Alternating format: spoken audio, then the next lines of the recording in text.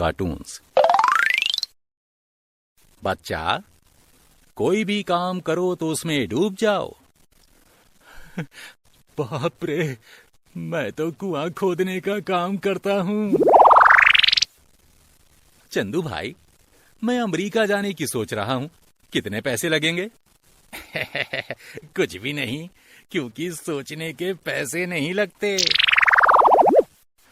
Doctor صاحب، مجھے سونے کے بعد بالکل دکھائی نہیں دیتا. ڈبو، اتہاس میں تم فیل کیسے ہو گئے؟ کیونکہ سبھی پرشن اس سمے کے پوچھے گئے تھے جب میں پیدا بھی نہیں ہوا تھا.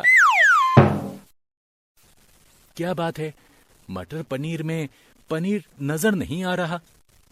ارے جناب، کیا آپ نے کبھی گلاب جامن میں گلاب دیکھا ہے؟ صبح آپ ناک پر رومال رکھ کر اخبار کیوں پڑھ رہے تھے؟ تم نے دیکھا نہیں، میں باسی خبر پڑھ رہا تھا. Download from bkmobi.com